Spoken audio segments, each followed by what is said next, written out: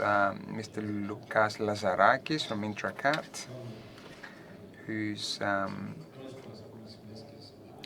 had extensive experience, and we've been in similar panels before, and it'd be very useful to hear from your experience of the day after and how that day after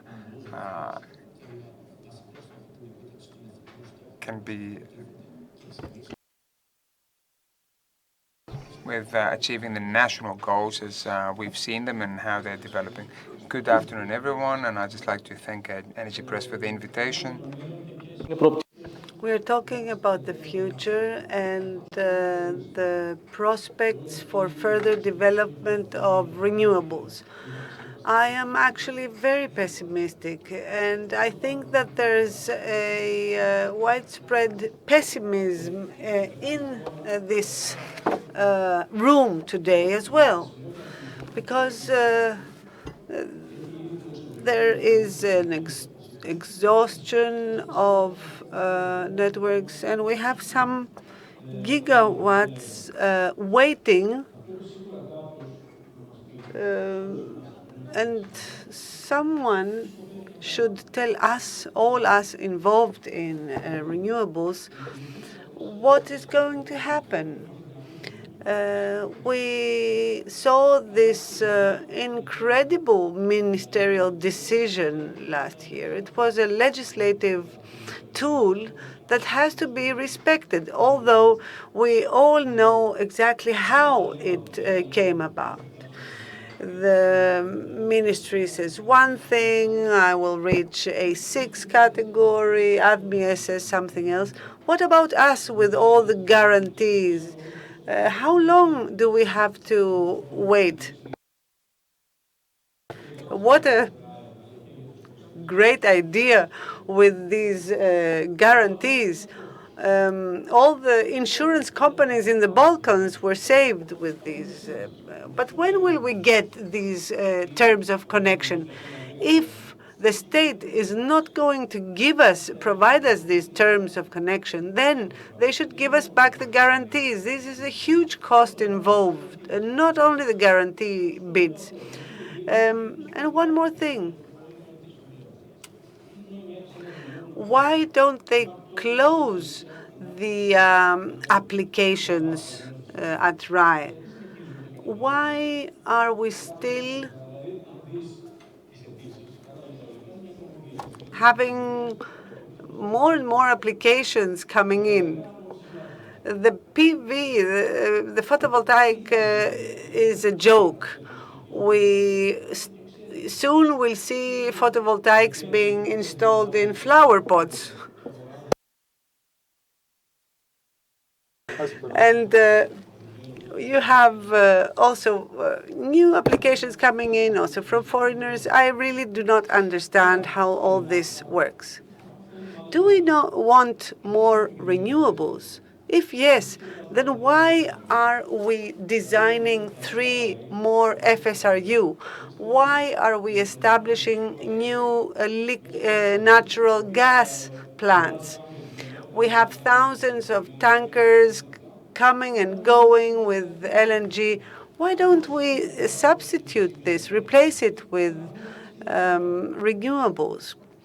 You can have 1,000 gigawatts in 1 year if you gave an investor the chance. Everyone is talking about transition and bridge fuel. I do not see it as a bridge. As long as it is there, we will be using it as fuel. Otherwise, we wouldn't have this percentage of production. So the state did what it did with renewables. Maybe it was the easy way to go. There were thousands of loopholes in the legislation, exceptions, diversions. In any case, we have reached now a certain level of installed capacity. If we want renewables to be there, we can have them. We hear about expansion of system projects. Yes, of course, but why don't they expand? Because there's no plan. We don't know what we want to say. Then you have the storage buzzword. I won 100 megawatt in a recent auction, and I know things are not so simple. You need a very sophisticated design. We participated as bidders without knowing exactly what the terms of connection will be and when we will get these terms. So sorry, dear friends from PV, but we have PV everywhere. You cannot have 80% PV in a RES system. It's a monoculture. And now we have curtailments. I have feed-in premium, and I am subject to a curtailment. So why not have curtailment in PV? You don't even have this simple provision. So, of course, I am frustrated. Storage now. Sorry, John, says the speaker. I think this is just used to ease the expectations of investors. All those people who are going to the ministry and asking about their projects, they are being told, wait, now storage is going to come. But when you have 50 megawatt, are you going to work with storage? And is this viable? What about the surplus energy? There is no plan whatsoever. This is just being said to create expectations. Before someone should say so, there should be a thorough plan.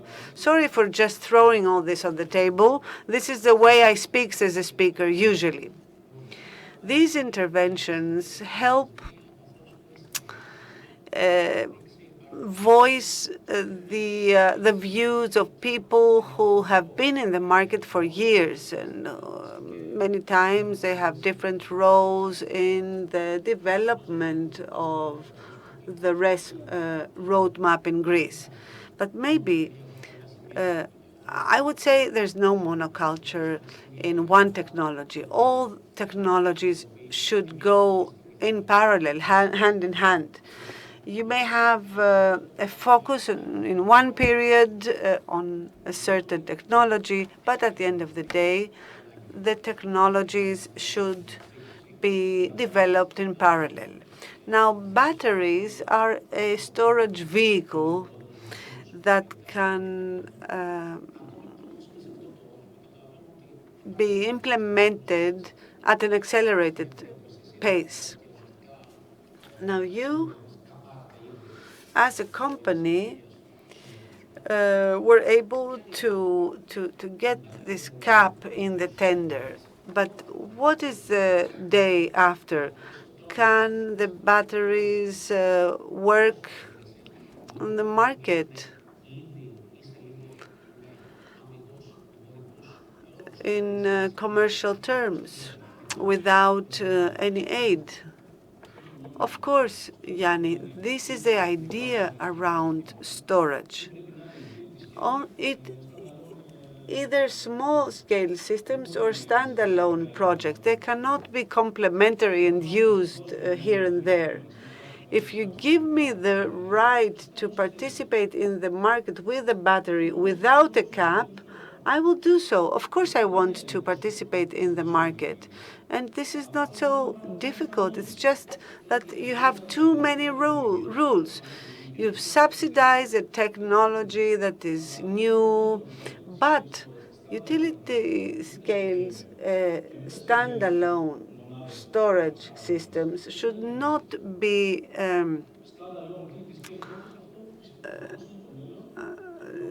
understood as anything different than a tool that can be used. And Greece could minimize its fossil fuel consumption. It's possible. Instead of subsidizing, just lift this cap. Lift the cap for some time. I think this is a very good solution, and it will be embraced by many investors. And of course, all this has to be bankable as well. The banks are getting used to the market terms. It's not the way it used to be 20 years ago. And I hope that the PPA market will develop with time. It should be left free to develop. We have been waiting for 2 years for the projects to be freed up because we, of course, had not expected COVID or the Ukraine war. We are asking at the PEP again and again, and nothing is happening. Maybe someone should take a step a bit faster. I'm not saying there haven't been any steps, but we need to accelerate. Of course, without this great help to photovoltaic, we would not have reached the goals. And why would I invest in PV? Why not buy at 12 o'clock noon? Because you can store energy. This is not the way you're saying. And this means a huge capex to your investment.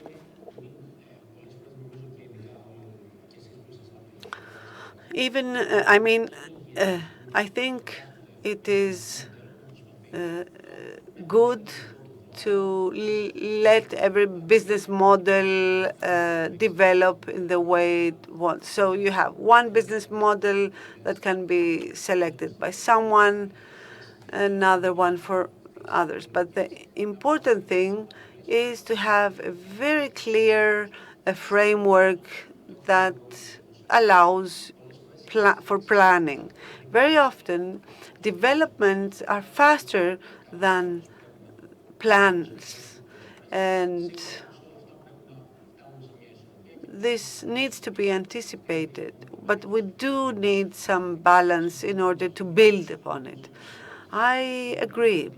You need a strategy and planning. And this will make investors and developers respond. You cannot have projects being developed in an uncontrolled way. My friend Panagiotis spoke of a bubble. Yes, indeed it is a bubble. If you have 30 giga res with no plan, with no strategy, you should prepare a thorough strategy. When will we see that? As you said that. Next year, we will be here again and talk about the same stuff, says Lucas.